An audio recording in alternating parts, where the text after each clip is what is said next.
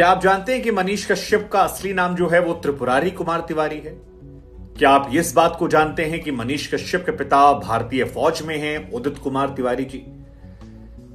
क्या आप ये जानते हैं कि बिहार के पत्रकार सच तक चैनल यूट्यूब जो है उसके संपादक मनीष कश्यप विधायकी का चुनाव लड़ चुके हैं,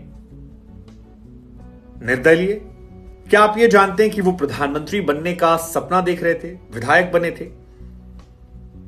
हमें लगा कि सुप्रीम कोर्ट में जब आज सुप्रीम सुनवाई के दौरान मनीष कश्यप को डांट पड़ी, यह कहा गया कि आप फेक वीडियोस बनाते हैं, हम आपकी सुनवाई भी नहीं करेंगे। और उनको लेकर जब उनके समर्थक ये आरोप लगा रहे हैं कि पक्षपातपूर्ण कार्रवाई हो रही है क्योंकि वो मनीष कश्यप हैं, क्योंकि वो भगवा उठाते हैं, और कुछ लोग कह रहे हैं कि बढ़िया हुआ, यही वो डिजर्व करते थे जो कुछ उन्होंने किया था, तो क्यों ना उनकी कहानी के बारे में जाना जाए, क्यों ना आपको बताया जाए कि कैसे त्रिपुरारी कुमार तिवारी बन गए मनीष कश्यप, कैसे हुई उनके सच तक चैनल की शुरुआत, कैसे एक लड़का जो पुणे में बैठकर सिविल इंजीनियरिंग की पढ़ाई कर रहा था वो पत्रकारिता के क्षेत्र में आ गया, कैसे सोशल मीडिया का चस्का उनके जीवन को बदलने वाला था, जो उन्हें एक बाइक से फॉर्च्यूनर तक का सफर तय करवाने वाला था और प्रसिद्धि भी दिलाने वाला था। अर्श से फर्श और फर्श से अर्श, पूरी कहानी। सबसे पहले मनीष कश्यप के बारे में आपको बताते हैं। बिहार के पश्चिमी चंपारण के महनवा गांव है जहां पर मनीष कश्यप का जन्म हुआ। इनका जो असली नाम है वो है त्रिपुरारी कुमार तिवारी, और स्कूल में इनका नाम त्रिपुरारी और घर में इनका नाम जो था वो मनीष ये इस्तेमाल करते थे। जितनी जानकारी मिली है उसके हिसाब से कश्यप जो है वो एक्चुअली इनका गोत्र है। जैसे मैं अपना बताऊं तो मेरा शुभांकर वशिष्ठ मेरा गोत्र पड़ता है, तो मैं चाहूं तो उस नाम का इस्तेमाल कर लूं, हिंदुओं में कई लोग करते हैं। लेकिन इनके स्कूल का नाम त्रिपुरारी था, घर का नाम मनीष था, और कश्यप इनके गोत्र है जिसको लगाकर इन्होंने अपने आप को मनीष कश्यप बना लिया। लेकिन इनकी जो मार्कशीट है, जो ऑफिशियल कागजात हैं, उसमें अभी भी इनका नाम त्रिपुरारी कुमार तिवारी है।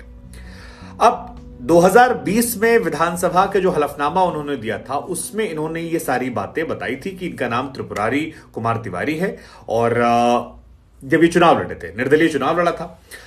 आपको ये भी जानकर हैरानी होगी कि चुनाव लड़ने में इनको उतनी प्रसिद्धि नहीं मिली थी जितनी सोशल मीडिया पर आने पर, और स्पेशली लाइव करके जो ये मुद्दे उठा रहे थे। हालांकि उसमें उनकी भाषा जो थी, क्योंकि ठेठ भाषा बिहारी का इस्तेमाल कर रहे थे, और वही वजह थी कि एक वर्ग को ये पसंद आते गए, और उसके बाद ये आगे लगातार। इनके परिवार के बारे में आपको बता दें कि इनकी माताजी जो है उनका नाम मधु तिवारी है, और मधु जी जो है वो एक हाउस वाइफ है, जैसे कि आम घरों में देखने को मिलता है। पिता जो है वो उदित कुमार तिवारी जी हैं, वो भारतीय फौज में हैं, और 2009 में इन्होंने 12वीं की परीक्षा पास की थी। वहीं पर एक कॉलेज है महारानी जानकी महाविद्यालय, जहां से इन्होंने ग्रेजुएशन किया था। ग्रेजुएशन करने के बाद इन्होंने सिविल इंजीनियरिंग की पढ़ाई की है, और वो पढ़ाई की है पुणे में सावित्री बाई फुले एक यूनिवर्सिटी है, वहां से 2016 में इन्होंने बीटेक किया, और बीटेक के बाद ये पत्रकारिता की दुनिया में आ गए। लेकिन इनकी मुख्य प्रोफाइल जो है वो सिविल इंजीनियरिंग की है। कहा जाता है कि वहां पर सिविल इंजीनियरिंग की पढ़ाई करने के बाद पुणे से ये बिहार लौटे। बिहार में इनको एक नौकरी मिली थी, और पटना में कोई कंपनी है जहां पर ये काम कर रहे थे। 70-80 हजार रुपए की तनख्वाह जो है वो भी मिल रही थी, ये इनके दोस्तों कहना है। अब 70-80 हजार तनख्वाह बीटेक में, मतलब बड़े कॉलेजेस से मिल जाती, छोटे कॉलेजेस में 30-35-40 हजार मिलती है। लेकिन जो भी है, लेकिन कहा जाता है कि वहीं से इन्होंने विधायक बनने का सपना देखा था, और इनके जो सच तक चैनल में एक मित्र हैं मणि द्विवेदी, वो भी इनको यहीं मिले थे। इसी कंपनी के काम करने के दौरान इन दोनों की मुलाकात होती है, और इन दोनों के मन में आइडिया आता है कि हम कुछ ऐसा कर सकते हैं जो काफी इनकी जिंदगी बदलेगा और कई और लोग की बदल सकता है, जो मूल भावना है। इसके बाद मणि और मनीष कश्यप ने 13 जुलाई साल 2018 को सच तक चैनल की शुरुआत की, और इसी के नाम से कंपनी भी खोली थी 2018 में। लेकिन इन लोगों के मन में राजनीतिक महत्वाकांक्षा जो थी वो बहुत ज्यादा थी, और इसी वजह से इन्हें लगा कि क्यों ना सियासत में हाथ आजमाया जाए। मनीष कश्यप विधायक बनने का सपना देखने लगे, दोनों ने प्लानिंग की, और उसके बाद साल 2020 में जब चुनाव हुए थे विधानसभा के, तो वहां पर एक सीट है चनपटिया सीट से इन्होंने विधानसभा का चुनाव लड़ा। वहां पर ये तीसरे नंबर पर आए थे, और इनको जो कुल वोट मिले थे वो उसकी संख्या थी 9,239। हालांकि उसके बाद मनीष जो हैं वो धीरे धीरे वायरल हुए। फिलहाल अगर आप बात करेंगे तो सोशल मीडिया पर इनकी पॉपुलैरिटी काफी ज्यादा हो गई है। इनका जो चैनल है उसके यूट्यूब पर 6 मिलियन से ज्यादा फॉलोअर हैं, तकरीबन आप 61 लाख कह लीजिए, और फेसबुक पर जो फॉलोअर की संख्या है वो 40 लाख के ऊपर, यानी 4 मिलियन के ऊपर फॉलोअर इनके फिलहाल इन दोनों सोशल मीडिया प्लेटफॉर्म पर हैं। ट्विटर पर भी इनके कई फॉलोअर हैं। हालांकि आजकल इनके परिवार वाले बड़े दुखी हैं क्योंकि तमाम लोग जो हैं वो इनके नाम से फर्जी चैनल बना ले रहे हैं और कुछ भी पोस्ट कर दे रहे हैं, और इनके परिवार का कहना है कि उसकी वजह से इनको परेशानी का सामना करना पड़ा। यहां तक कि सुप्रीम कोर्ट में जब आज सुनवाई हो रही थी तो उसमें एक एफआईआर, जो तीसरी एफआईआर बिहार सरकार की तरफ से, वो ट्विटर की एक पोस्ट को लेकर है जिसमें दावा किया जा रहा है कि मनीष ने किया। मनीष के परिवार वाले कह रहे हैं कि वो किसी ने फर्जी आईडी। हालांकि एक दिलचस्प जानकारी हम आपको ये बता दें कि मनीष कश्यप ने लोकसभा चुनाव के लिए भी नामांकन दाखिल किया था, 2019 वाला चुनाव जो था, लेकिन उस चुनाव में उनका नामांकन किसी कारणवश रद्द हो गया और इसके बाद 2020 में फिर वो नामांकन भरने आए, और जब नामांकन भरा तब वो जेल के अंदर मौजूद थे। तो जेल में वो मौजूद थे और वहीं से इनका नामांकन जो हुआ था। तो ये भी एक दिलचस्प इनके बारे में कहानी है, और शायद इन्हीं बातों को बिहार सरकार और तमिलनाडु पुलिस जो है वो सुप्रीम कोर्ट में बार बार रखने की कोशिश कर रही थी। वो समझाने की कोशिश कर रही थी कि पॉलिटिकल इनके एम्बिशंस हैं, इन्हें आप केवल जर्नलिस्ट के तौर पर मत देखिए, ये इलेक्शन लड़ चुके हैं। लेकिन इंजीनियरिंग, फिर जर्नलिज्म और पॉलिटिशियन बनना, और इसके बाद जेल जाना, ये सफर कैसे रहा, ये बड़ा दिलचस्प है। तो इसको लेकर जो जानकारी मिलकर आती है उसके मुताबिक इंजीनियरिंग के दौरान इन्होंने पुणे में एक बुलेट बाइक खरीद ली थी और उसका बड़ा शौक था, और बुलेट से ही ये पुणे से गाड़ी चलाते पहुंचे। लेकिन कंस्ट्रक्शन कंपनी में नौकरी के दौरान मनीष कश्यप को सोशल मीडिया पर लाइव करने का शौक चढ़ा था, और अगर कोई परेशानी दिख रही है तो फेसबुक पर लाइव करके दिखा देना या कहीं और यूट्यूब पर लाइव करके दिखा देना, वो इनका शौक चढ़ा। और कहा जाता है कि जब ये गांव जाते थे तो मान लीजिए कोई परेशानी हुई तो उसे सोशल मीडिया पर लाइव करके डाल दिया, ट्विटर पर डाल दिया। ये इनकी शुरुआत थी। अब क्योंकि मन में पॉलिटिशियन बनने का सपना था, सोशल मीडिया की समझ थी, तो दोनों का जो कॉकटेल था वो इनके लिए काफी ज्यादा फायदेमंद रहा, और वहीं से ये हिट हुआ। हालांकि हिट तो हो रहे थे, लेकिन मामला जो है यहीं से खराब भी हो रहा था। एक बैटरी कंपनी है पटना में, जिसके दफ्तर पहुंचकर मनीष कश्यप ने काफी हंगामा किया था, कहा था तुमको रेल देंगे, और कई सारे शब्दों का इस्तेमाल किया था, जिसका वीडियो सोशल मीडिया पर काफी वायरल हो गया था। ये हिट वहीं से हुए थे। कहा जाता उस वीडियो में थोड़े गाली गलौज के शब्द के थे, और लाइव वीडियो शेयर किया, तोड़फोड़ हुई, मुकदमा दर्ज हुआ, वीडियो काफी ज्यादा वायरल हुआ। फिर निजी कंपनी की सर्विस से लेकर उस दौरान मुख्यमंत्री और सरकार को लेकर कई सारे गंभीर सवाल वहां खड़े हो गए थे। वीडियो खूब वायरल हुआ, लेकिन जो वो कंपनी थी उसने इनके ऊपर मुकदमा ठोक दिया। तो लोगों के बीच में पॉपुलैरिटी तो आ गई, लेकिन वो मुकदमों की शुरुआत जो है वो भी वहीं से हो जाती है। और मनीष कश्यप को हालांकि इस वायरल वीडियो में काफी संभावनाएं दिखी, केस उससे वो डरे नहीं, और कंपनी के अकाउंटेंट मणि द्विवेदी के साथ मिलकर सच तक यूट्यूब चैनल जो है इन्होंने उसके बाद शुरुआत रही, और जबरदस्त तरीके से इनका मामला जो है चलता रहा। तो आपने हमको बताया था कि 2018 में इन लोगों ने मिलकर सच तक चैनल बनाया था, और सच न्यूज के नाम से एक कंपनी थी जिसकी शुरुआत हुई थी। लेकिन जो पहला इनका वीडियो हिट हुआ था वो यही वाला वीडियो था, पटना में बैटरी कंपनी वाला, और ठेठ बिहारी अंदाज में इन्होंने उसमें अपना बात रखी और कई सारे शब्दों का इस्तेमाल किया, और लोगों को बड़ा पसंद आया कि यार एक देसी आदमी है जो बड़े बिंदास तरीके से सारी बात रखता है, डरता नहीं है और बेबाकी से रखता है। और ये इसके बाद मनीष कश्यप ने ऐसे बहुत सारे वीडियोस बनाए, जैसे कि सड़क को लेकर हुए, नाले को लेकर हुए, सड़क नाला को लेकर हुए, ठेठ बिहारी अंदाज में सरकार पर तीखे सवाल बोलते हुए, और ये वीडियो सोशल मीडिया पर छाने लगे। कहा जाता है कि प्रसिद्धि जो है वहीं से आने लगी, इंटरनेट पर लोग इसे शेयर करने लगे, फेसबुक और बाकी प्लेटफॉर्म पर। तो वैसे भी जो रॉ वीडियोस होते हैं जिसमें एकदम ठेठ ओरिजिनलिटी आती है उसको शेयर करते और इनके वीडियोस आने लगे। इसके बाद ये मुंबई भी गए थे, शाहरुख खान के घर मन्नत के बाहर भी इन्होंने एक वीडियो बनाया था, वो हुआ। इसके बाद सोनू सूद से इनकी मुलाकात हुई। सोनू सूद ने हाल फिलहाल में इनको लेकर एक समर्थन वाला ट्वीट भी किया था। सोनू सूद के साथ कई जगह पर प्रोग्राम में नजर आए, काफी ज्यादा वीडियोस जो उनके साथ आए और पॉपुलैरिटी बढ़ रही थी। तेजस्वी के साथ इनके वीडियोस आए, राजनाथ सिंह के साथ इनके वीडियोस आए, कई और बड़े जो लोग हैं उनके साथ आए। बिहार में जो शिक्षा मंत्री अभी चंद्रशेखर है उनका इंटरव्यू उन्होंने किया। तो कुल मिलाकर अलग अलग जगहों पर जो ट्रेंड कर रहा था उसमें जाकर ये लाइव बात करते थे और अपने अंदाज में, और इनका अंदाज पसंद आने लगा। फिर अभी बाबा बागेश्वर वाले विषय में काफी वीडियोस वायरल हुए थे।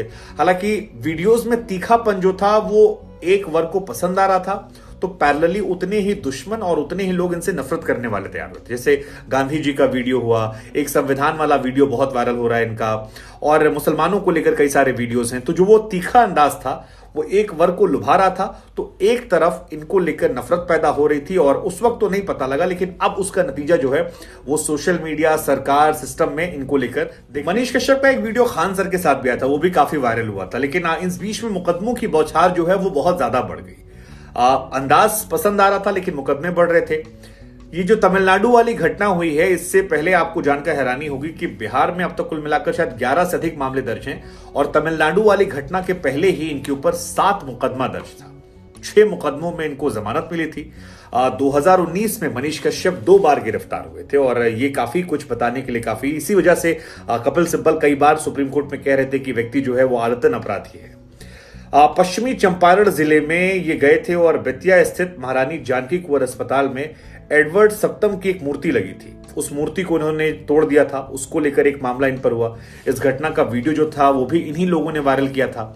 इसके बाद पुलवामा हमले में एक लहासा मार्केट है, वहां पर कुछ कश्मीरी दुकानदार थे, उनकी पिटाई का मामला जो था वो काफी ज्यादा था। तो आप इन्हें राइट विंग का एक नेशनलिस्ट इंसान कह सकते हैं, जो हिंदू धर्म की बात करने वाले जो लोग होते हैं उनमें इन्होंने अपना बढ़ाया, लेकिन तीव्रता ज्यादा थी और क्योंकि सरकार दूसरी थी तो मामले बढ़ते लगातार चले गए। इसके बाद पुलिस ने इनके 3 दोस्तों को पकड़ा, काफी मामला बढ़ा।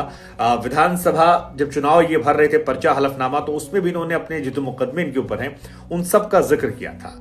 इनके दोस्त कहते हैं कि इनके अंदर राजनीतिक तमन्ना इतनी है कि प्रधानमंत्री बनने का इनकी तमन्ना है। हालांकि प्रसिद्धि के साथ साथ विवाद, आरोप, मुकदमे ये भी बढ़ रहे थे। एक और मामला जो मनीष कश्यप को काफी प्रसिद्धि दे गया था वो था अयांश का मामला। पटना में एक लड़का जो गंभीर बीमारी से जूझ रहा था, उसको लेकर क्राउड फंडिंग होती है और कहा जाता है कि उस मामले में मनीष कश्यप के खूब फॉलोअर बढ़े थे, जबरदस्त फॉलोअर बढ़े थे।